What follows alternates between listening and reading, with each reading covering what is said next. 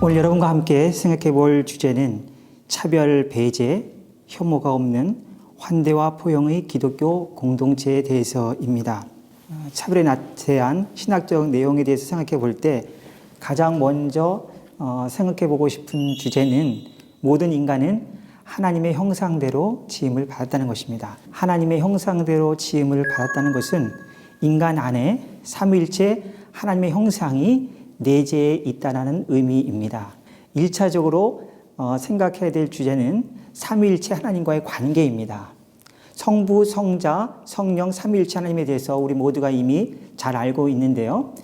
삼위일체 하나님 안에서 각자가 서로를 완벽하게 존중합니다. 삼위일체 하나님 안에서 완벽한 일치와 완벽한 사귐이 있다라는 것입니다.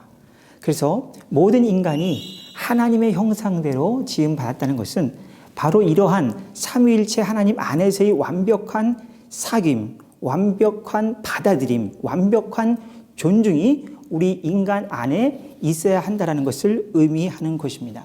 그러하기 때문에 좀 결론적인 얘기가 될 수 있겠지만 모든 인간은 하나님의 형상대로 지음받았기 때문에 절대로 사람을 서로가 차별해서는 안 됩니다. 배제해서도 안 되고 당연히 혐오해서도 안 되는 것입니다.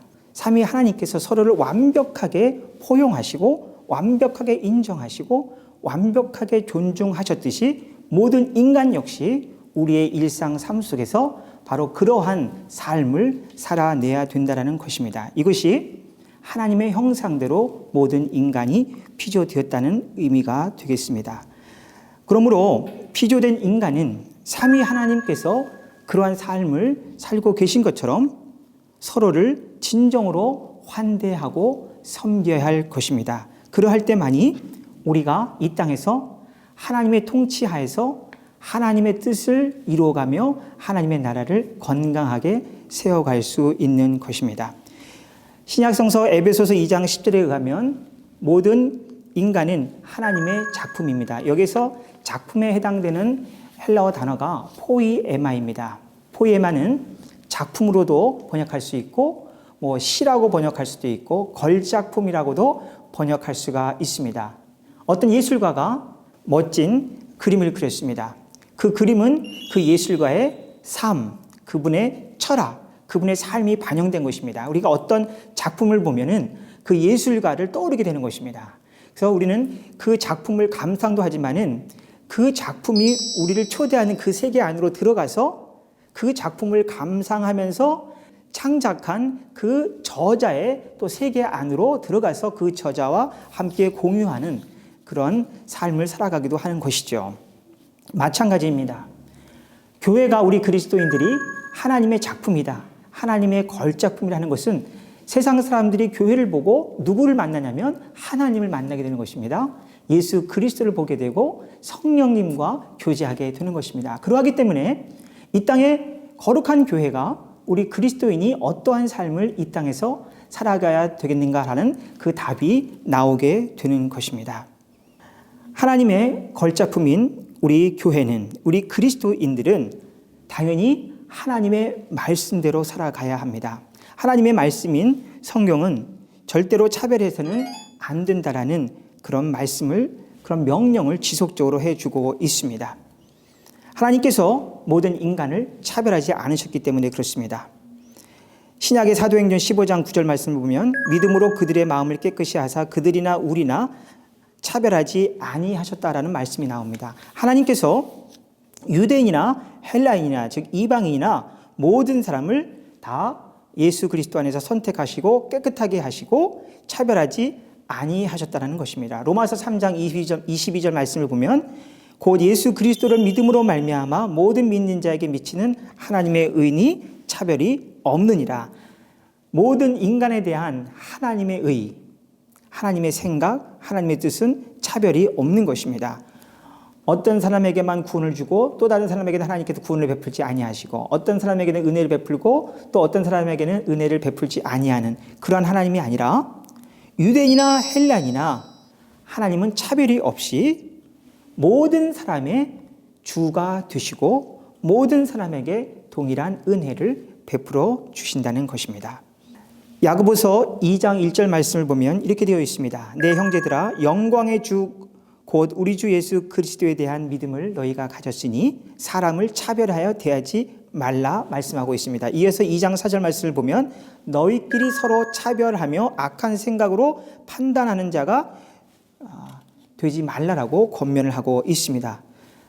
우리 그리스도인들은 1차적으로 하나님의 명령, 하나님의 말씀을 받들어 순종해야 합니다. 하나님께서 사람을 차별하여 대하지 말라라고 말씀하셨습니다. 또한 2장 9절 말씀 보면 만일 너희가 사람을 차별하여 대하면 죄를 짓는 것이니 율법이 너희를 범법자로 정죄하리라 라고 말씀을 하고 있습니다. 성경은 분명하게 사람을 차별하는 것을 죄로 규정하고 있습니다. 지금까지 말씀드린 것을 간단하게 정리하면 모든 인간은 하나님의 형상대로 지음을 받은 존귀한 자입니다. 모든 인간 안에 삼위일체 하나님의 형상과 그분의 삶이 내재해 있습니다. 그러므로 우리는 삼위일체 하나님께서 서로를 존중하신 것처럼 모든 인간을 진심으로 존중하고 포용하고 섬기고 사랑하면서 믿음의 길을 걸어가야 할 것입니다. 하나님께서 예수 그리스도 안에서 모든 사람을 품으셨고 모든 사람에게 동일한 은혜를 베풀어 주셨기 때문에 우리도 그 삼위일체 하나님의 방식을 따라서 서로에 대해서 하나님의 사랑으로 다가가야 할 것입니다. 누구든지 그리스도 안에 있으면 새로운 피조물이라고 성서는 분명하게 말씀하고 있습니다. 그리스도 예수 안에서 차별이 없습니다. 구별이 없습니다. 우리 모두는 다 새로운 피조물인 것입니다. 차별이란 무엇입니까? 몇 가지로 성서에 기대어서 간단하게 정리를 해보겠습니다. 차별은 무지요 어리석음입니다. 누가 차별을 할까요? 그리스도인 가운데 또 역시 사람을 차별하는 사람이 있습니다. 제가 볼 때는 하나님을 모르는 사람입니다. 하나님을 모른다는 것은 바로 하나님은 사랑이시라는 것을 모른다는 것입니다. 하나님을 모르기 때문에 자기 자신을 알지 못합니다.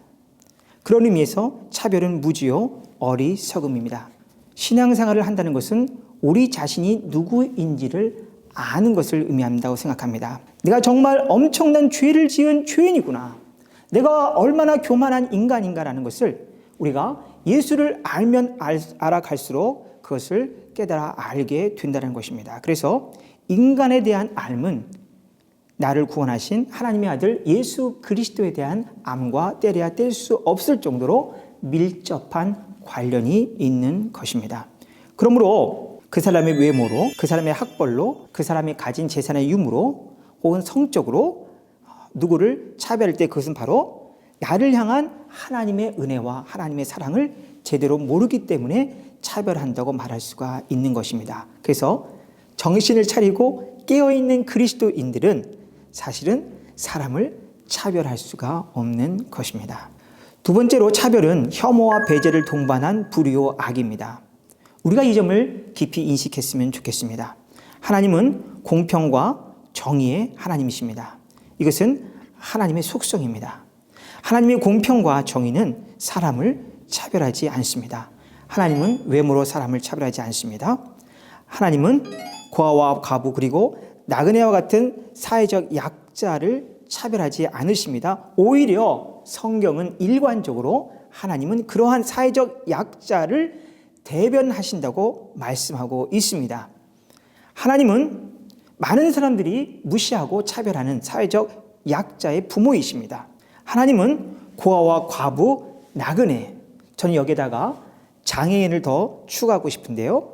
이러한 사회적 약자에 대해서 하나님은 전적으로 지지하시고 그분들을 옹호하시고 아픔과 그분의 모든 것을 대변하시는 분이십니다. 하나님이 어떠한 분이신가를 제대로 아는 그리스도인이라면 절대로 그 어떠한 조건으로 사람을 차별하지 않습니다. 차별은 우리 그리스도인들에게 있어서는 조금도 그 어떤 모양이라도 있어서는 안 된다는 것이 저의 성경에 근거한 신학적 판단입니다. 세 번째로 차별은 우상 숭배로서 영적 간음과 연결된다고 볼 수 있겠습니다. 어떤 분들은 아니 무슨 차별이 영적 간음이야? 이렇게 생각할 수 있겠지만 성경은 탐심은 우상숭배이고 우상숭배를 성경은 분명하게 간음으로 규정을 하고 있습니다. 저는 차별을 우상숭배로 규정하고 싶습니다. 성경은 말씀드린 것처럼 차별하지 말 것을 강력하게 권고하실 뿐만 아니라 우리에게 명령하고 있습니다. 그런데 그 하나님의 명령을 어기면서까지 우리 그리스도인들이 사람을 지금 차별하고 있습니다. 남성들은 여성을 차별하고 있고, 부자는 가난한 자를 차별하고 있고, 외국인을 차별하고 있고, 난민들을 차별하고 있고, 사회적 약자를 차별하고 있습니다. 힘없는 사람을 차별하고 있습니다. 가난한 사람을 차별하고 있습니다. 말도 안 되는 것입니다. 결국은 우리가 누구를 차별할 때 우리 그리스도인들이 결국 자기의 판단 기준, 자기의 생각에 기대어서 사람을 차별하는 것입니다. 이미 우리는 그리스도 예수 안에서 새롭게 지으심을 입은 거룩한 하나님의 걸작품이요 새로운 피조물임에도 불구하고 우리가 그것을 인정하지 않고 사람을 판단하고 차별하는 것입니다. 그런 의미에서 자기 자신을 섬기는 것입니다. 섬긴다는 의미에서 저는 그것을 우상 숭배라고 규정을 하고 있는 것입니다. 마태복음 6장에서 예수님께서 하나님과 재물을 겸하여 섬길 수 없다라고 명확하게 말씀을 하셨습니다. 하나님을 섬기든지 돈을 섬기든지 우리는 둘 중에 하나를 선택해야 합니다. 하지만 많은 그리스도인들은 지금 하나님보다 돈을 더 섬기고 있습니다. 돈은 어느새 우리에게 있어서 우상이 되어 버린 것입니다. 마찬가지로 차별도 우리 그리스도인들에게 우상이 되어가고 있다라는 것입니다. 하나님은 분명하게 차별하지 말 것을 말씀하셨고 예수 그리스도 안에서 선포하신 것입니다. 우리는 예수의 삶을 바라보면서 예수 그리스도를 바라보면서 하나님의 은혜는 차별이 없구나. 하나님은 모든 사람을 다 온전히 차별하지 않으시고 받아들이시고 계시는 분이시구나 하는 것을 우리는 깨달아 알게 되는 것인데 그럼에도 불구하고 우리가 지금 일상에서 사람을 차별하면서 지금 살아가고 있는 것입니다. 네 번째로 차별은 정의와 평화와 반하는 전쟁이라고 말씀을 드릴 수가 있겠습니다. 제가 생각할 때 차별은 많은 사람을 죽음으로 이끄는 하나의 삶의 또 다른 악한 방식이라고 말할 수 있을 것입니다. 차별을 받은 사람의 입장에서 여러분 한번 생각해 보시기 바랍니다. 굉장한 어떤 심한 우울증에 빠질 수도 있고 자괴감에 빠질 수도 있고 급기야는 스스로의 소중한 목숨을 끊는 지경에까지도 갈 수가 있는 것입니다. 차별은 정의와 평화와 반하는 전쟁인 것입니다. 사람을 죽음으로 몰기 때문에 평화와 반대되는 하나님과 반대하는 하나님을 대적하는 하나의 무서운 속성이라고 볼 수가 있는 것입니다. 정의가 없는 평화는 참된 평화가 아닙니다. 공평과 정의의 씨앗을 뿌려 거두는 열매가 바로 평화입니다. 하지만 차별은 불평등과 불의와 연관되기 때문에 차별은 절대로 한 개인의 삶 속에든 공동체든 우리의 사회 속에서 절대로 평화를 이루고 갈 수가 없는 것입니다. 차별은 갈등을 일으킬 수밖에 없고 분쟁을 일으킬 수밖에 없고 심지어 차별은 전쟁을 일으킬 수밖에 없는 것입니다. 차별은 한 사람의 소중한 삶을 완전히 망가뜨리고 죽음으로 몰아갈 수가 있는 것입니다. 사람을 차별하면서 평화의 나라를 꿈꾸거나 사람을 차별하면서 평화를 이야기한다거나 하는 것은 말이 되지 않습니다. 차별은 위장 평화여 거짓 평화를 지향하는 지름길입니다. 차별은 평등과 공평과 정의와 같이 갈 수가 없습니다. 그렇다면 차별을 어떻게 하면 극복할 수 있을까요? 차별을 넘어설 수 있는 것이 적극적인 환대와 사랑입니다. 바로 이것이 하나님께서 그리스도 예수 안에서 우리에게 보여주신 것입니다. 많은 그리스도인들이 룻의 이야기를 잘 알 것입니다. 룻은 모압 여자입니다. 그런데 그의 남편이 유대 사람인데 남편이 모압 땅에서 죽었습니다. 그래서 룻은 자기 시어머니 나오미를 따라서 유대 땅에 온 사실은 나그네 여성이라고 볼 수가 있습니다. 룻을 가만히 생각해 보면 룻보다 정말 더 어려운 사람이 또 있을까 하는 생각을 하게 됩니다. 어린 여자요, 또 이방인입니다. 그리고 남편을 잃었습니다. 가난합니다. 그런 사람이 이방 땅에 와서 지금 살고 있습니다. 보아스라는 남자가 배려를 합니다. 보아스라는 사람은 룻과는 완전히 대조되는 사람입니다. 그는 남자요, 많은 재산을 가진 부자입니다. 그는 그 동네에서 인정받는 사람이라고 볼 수가 있습니다. 그럼에도 불구하고 이 보아스라는 남자는 이 룻이라는 어린 이방 여인을 환대합니다. 그가 이방 여인이라고 차별하지 않고 그에게 따뜻한 친절과 배려를 아끼지 않습니다. 저는 룻에 대한 보아스의 따뜻한 친절과 배려, 환대와 포용이 룻으로 하여금 이스라엘에서의 삶을 제대로 온전히 기쁨과 감사함으로 살아갈 수 있도록 그에게 생명력을 불어넣어 주었다고 볼 수가 있겠습니다.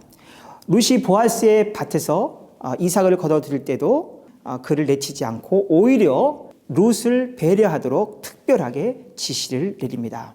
일 마치고 원형으로 앉아서 다른 일꾼들과 밥을 먹을 때 룻을 그 안으로 들어와서 같이 먹도록 합니다. 보아스도 그 원 안에 한 사람이고 이방 여인 룻도 원 안에 들어와 있는 한 사람입니다. 그 원탁 안에는 지위의 높고 낮음이 없습니다. 유대인과 외국인의 차별이 없습니다. 정말 아름다운 하나님의 백성 식탁 공동체라고 볼 수가 있습니다. 이 보아스가 제시한 이 원형의 이 식탁 공동체, 이 안에는 차별과 혐오와 배제가 없습니다. 보아스의 환대의 식탁, 룻에 대한 적극적인 친절과 포용과 받아들임으로 인해서 룻은 낯선 환경에서 새로운 일을 시작할 수 있는 용기를 얻게 된 것입니다. 저는 이 점에 있어서 보아스는 성령의 사람이라고 말할 수 있을 것입니다. 성령은 살리는 영입니다.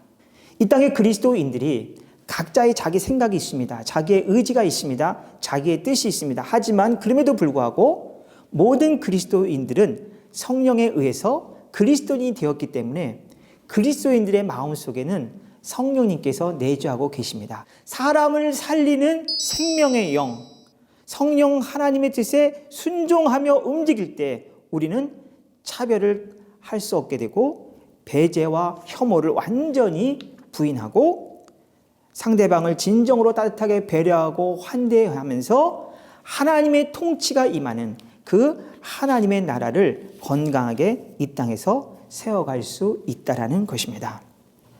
예수의 삶도 마찬가지입니다. 예수의 삶은 사람을 차별하지 않는 삶 그 자체였습니다. 우리가 이미 알고 있는 대로 예수 그리스도께서는 수많은 병자들을 고치셨습니다. 많은 사람들이 얼마나 병자들을 차별합니까? 하지만 우리 주님은 병자들을 그대로 끌어안으시고 자기에게 다가오시는 모든 병자들을 내치지 않으시고 다 고쳐주셨습니다.